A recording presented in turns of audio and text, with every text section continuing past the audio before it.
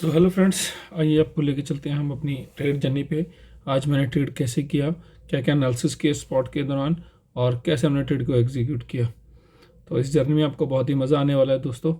तो वीडियो को लाइक करना मत भूलिए और अपने दोस्तों का शेयर करना मत भूलिएगा दोस्तों। तो सुबह के फर्स्ट हाफ में हमने एक ट्रेड मिला था। जैसे कि मार्केट कल भी बाइंग की तरफ थोड़ा रुझान दिखा रही थी और आज भी सुबह थोड़ा सा गिरावट दिखा, उसके बाद मार्केट ने बाइंग की तरफ थोड़ा सा रुझान हमें दिखाया। तो उसको देखते हुए हमने मार्केट का जो ट्रेड बनाया वो लॉन्ग साइड का ट्रेड हमारे पास था। सबसे पहले हमने बैंक निफ्टी का चार्ट देखा, निफ्टी का चार्ट देखा। दोनों में हमें जो लेवल नज़र आ रहा था, दोनों तरफ एक बायर्स का प्रेशर नज़र आ रहा था मार्केट के अंदर। तो हमें तुरंत टाइम को वेस्ट नहीं किया। लगभग लगभग ये सब एनालिसिस के बाद जब मार्केट ने रैली की, उसके बाद मार्केट 50% के लगभग रिट्रेस हुई। उसके बाद जब दोबारा मार्केट ने हमें एक मौका दिया तो हमने उस ट्रेड के अंदर देखिए कैसे इसी कैंडल के ऊपर, जैसे हमने क्या ट्रेड लॉन्ग साइड का ट्रेड किया था जिसमें हमने 22,800 की कॉल को बाई भी किया था और 22,800 की पुट को शॉर्ट भी कर दिया था। शॉर्ट का कारण आप जानते हैं, मेरी पुरानी वीडियो को आप अच्छे से देख सकते हैं, इसमें मैंने सब कुछ बताया हुआ है कि मैं शॉर्ट क्यों करता हूँ पैरेलल में। और ये डायरेक्शनल ट्रेड था कम्प्लीटली अपना। आप देख सकते हैं हमने दो चार्ट पैरेलल लगा रखे हैं। एक तरफ हमारे स्पॉट का चार्ट चल रहा है निफ्टी का, एक तरफ हमारी पुट का चार्ट चल रहा है जो कि हमने शॉर्ट कर रखे हैं लगभग लगभग एक ही कैंडल जिसका हाई और लो हमने मार्क कर रखा है दोस्तों। तो दूसरी तरफ हमारा स्पॉट का चार्ट है जिसपे हमने बिल्कुल अपने लॉन्ग साइड का एक व्यू बना के रखा हुआ है कि मार्केट को एटलीस्ट 22,950 तक जाना चाहिए आज के लिए। और नहीं जाती तो अलग बात है, मगर जो लेवल निकल के आ रहा है वो यही निकल के आ रहा है कि पहला लेवल लगभग लगभग 22,910 के करीब, और 910 के बाद दूसरा लेवल 22,950 के करीब हमारे पास है। तो यहाँ तक हमें ज़रूर वेट करना चाहिए अपने ट्रेड के अंदर जिसके अंदर हम बैठे हैं, क्योंकि आज मार्केट का रुझान, आज नहीं पिछले 3 दिन से आप 3 स्विंग देखिए प्रीवियसली, या आज के ही 3 स्विंग देख लीजिए। पहले मार्केट ने एक लो बनाया, उसके बाद उसके हायर हाई बनाते हुए मार्केट, हायर लो बनाते हुए मार्केट ऊपर आ रही है। तो इससे एक थोड़ा सा था कि बायर्स का थोड़ा प्रेशर है, बुल्स थोड़ा एक्टिव हैं जो यहाँ पे मार्केट को ऊपर जाने लेके जाना चाहते हैं दोस्तों। तो हम उसी के हिसाब से ट्रेड भी कर रहे हैं, उसी दिशा में हम बैठे हैं। और कल की मैंने वीडियो में आपको बताया था trend is your friend till is bent. तो जब तक ये ट्रेंड हमें कल बेरिश में मिला था हमने बेरिश का ट्रेड किया, मगर आज ये ट्रेंड में थोड़ा सा बेंड नजर आया तो हम बुलिश साइड का ट्रेड लेकर बैठे हैं इस ट्रेड के अंदर। बाकी देखते हैं, मार्केट सुप्रीम है, मार्केट के आगे कुछ नहीं है। मार्केट जैसा हमें बताएगी समझाएगी हम उसी तरह से ट्रेड करेंगे दोस्तों। समटाइम्स ऐसा होता है कि आपको कैंडल दिखाती ज़रूर है कि आपका लॉस हो जाएगा या हमें थोड़ा अर्ली एग्जिट भी करवा देती है, बट ये it is up to you कि आपको जो आपका व्यू है वो कितना सॉलिड है या कितना स्ट्रांग है, कितना एक्सपीरियंस आपको मार्केट के अंदर। क्या वो कि कहीं कई बार होता है कि हम फॉर्मो के चक्कर में कई बार जल्दी एंट्री हो जाती है या फिर अर्ली एग्जिट हो जाती है, बट समटाइम हम क्या करते हैं कि हमारे कैंडल जो है एसएल के पास आती जरूर है मगर हम ट्रेड को छोड़ते नहीं है। क्यों? क्योंकि उस दौरान हमें ऐसा लगता है कि कहीं ना कहीं सिर्फ स्टॉप लॉस हंटिंग हो रही है, मार्केट को जाना ऊपर ही है। तो वहाँ हम थोड़ा सा रिस्क अपना जो है उसको ट्रेड को हैंडल करने के लिए रिस्क को थोड़ा सा बढ़ा लेते हैं। बढ़ाने का मतलब ये होता है कि अगर मान लीजिए हम उस ट्रेड के अंदर लॉस को बुक कर लें और दोबारा मार्केट फिर हमारी डायरेक्शन में जाए और फिर हम उसी ट्रेड के अंदर एंट्री कर लेते हैं, तो दोबारा फिर हम एक बार फिर तैयार हो जाते हैं उस ट्रेड के अंदर एटलीस्ट उतने ना सही जितने लॉस हमने पहले लिया उसके 50% लॉस लेने के लिए। तो अगर हम का हमारा जो व्यू है या मार्केट का जो रुझान है वो बिल्कुल सही है और मार्केट उसी दिशा में जाना भी चाहती है, तो हमें अपने एसएल को थोड़ा सा मैनेज करना है। उससे क्या होगा कि एक तो आपकी ब्रोकरेज भी बच जाएगी, दूसरा आपका जो एसएल हंटिंग का जो आपको लग रहा है कि सेकंड टाइम अगर एसएल हंट हो गया तो हमारा लॉस हो जाएगा, और उसके बाद हमारी साइकोलॉजी इतनी ख़राब हो जाएगी कि हम लोग या तो फोमो में ट्रेड करेंगे या उस पुअर साइकोलॉजी के साथ ट्रेड करेंगे और उससे नुकसान होने के चांसेस ज़्यादा हो जाएंगे। उसके दूसरी तरफ अगर हम इसी ट्रेड में थोड़ा सा एसएल को मैनेज कर लें कि अगर 2 4 10 पॉइंट ऊपर नीचे एक्सेल अपने एसएल को कर लें और ट्रेड को थोड़ा वेट कर लें कि शायद अगर ट्रेड ऐसे मिलता है, शायद मतलब इसलिए क्योंकि हमारी जो मार्केट है टोटली कम्प्लीटली प्रोबेबिलिटी में काम करती है। तो बिना प्रोबेबिलिटी हम लोग काम नहीं करते। ये मार्केट बिल्कुल प्रोबेबिलिटी पे चलती है, तो आप उसी प्रोबेबिलिटी पे काम करें। तो उसी प्रोबेबिलिटी को हम थोड़ा जज करके अपने ट्रेड को एग्जीक्यूट करना है दोस्तों। बाकी देखते हैं मार्केट सुप्रीम है कितना हमें देती है, कितना हमारे एसल खाती है। इसी को फॉलो करना है, इसी से सीखना है, इसी से लेना है, इसी को देना है।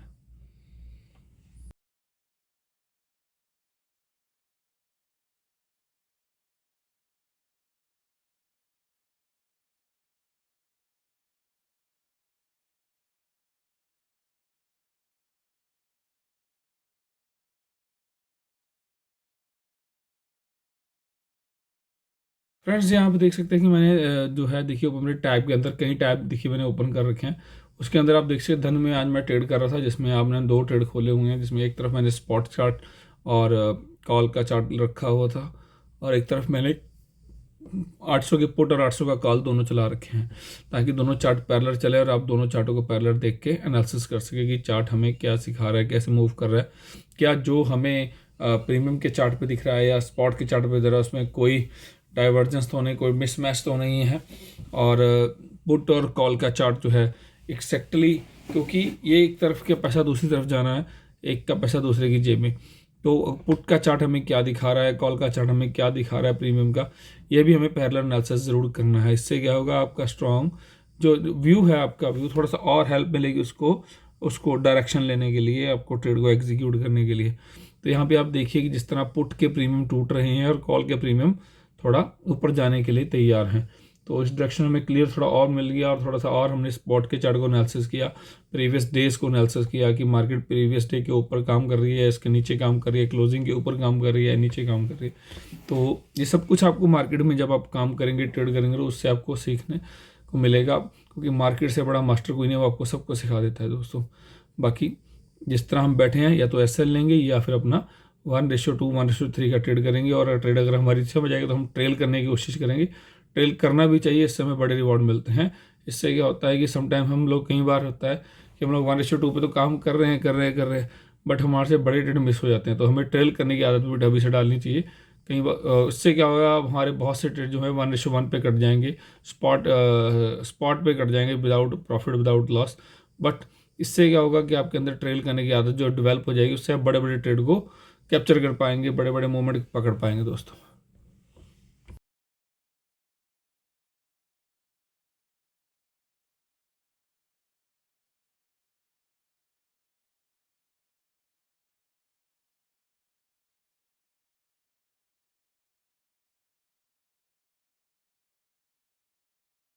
आपने चार्ट में देखा होगा दोस्तों कि लगभग लगभग मार्केट ने क्या किया, हमारे जो एसएल है उसको टच किया, और टच करके क्लोजिंग नहीं दे पाए हैं।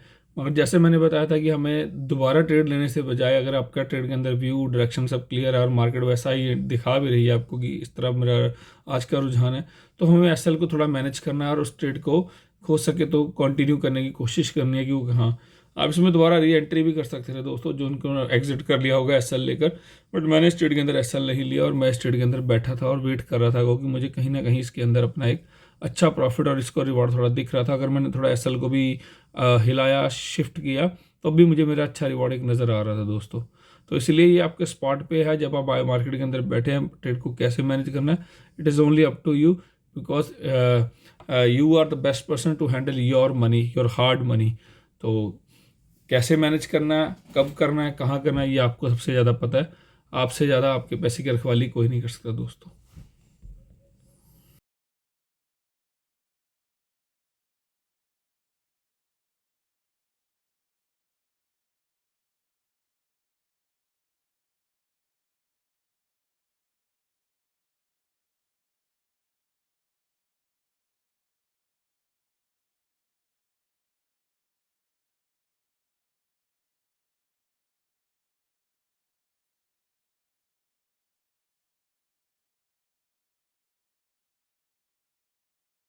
तो देखा दोस्तों आपने, जैसे कि मैंने बताया था कि मार्केट का जो रुझान है और मार्केट का जो चार्ट है, मार्केट की जो टेक्निकल्स हैं हमें क्या बता रहे हैं, जिस डायरेक्शन में हम लोग बैठे हैं वो सही है या गलत है।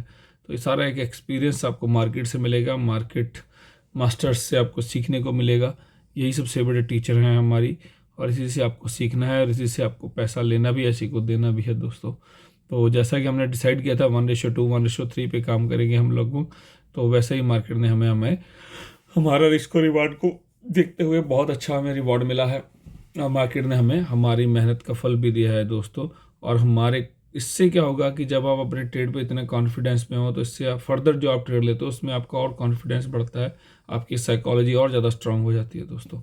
तो देखिए, जैसे मैंने कहा था कि वहाँ यहाँ तक हमारा एक ट्रेड है, मैंने लगा रखा था लेवल, और अल्टीमेटली फाइनली मार्केट ने उस लेवल को टच किया है। दोनों तरफ देख सकते हैं आप देखिए कैसे कि मार्केट ने निफ्टी 50 का आप चार्ट स्पॉट का देखिए, हमने लगभग लगभग 22,000 की कॉल, 22,800 की कॉल और पुट को बाय और शॉर्ट, लॉन्ग और शॉर्ट किया था, और हमने 1:2 1:3 के लिए ट्रेड के लिए हमने वेट भी की थी। तो लगभग मार्केट ने हमें वहाँ पे हमें हमारे रिस्क और रिवार्ड को हमें दिया है दोस्तों। देखिए कैसे हमारा जो था 124 का प्रीमियम, अब जिसकी कॉस्ट रह गई है लगभग 87-88 रुपीज़, और दूसरी तरफ हमारी जो कॉल थी 201 वाली, वो लगभग 290 रुपये टच करके आई है दोस्तों।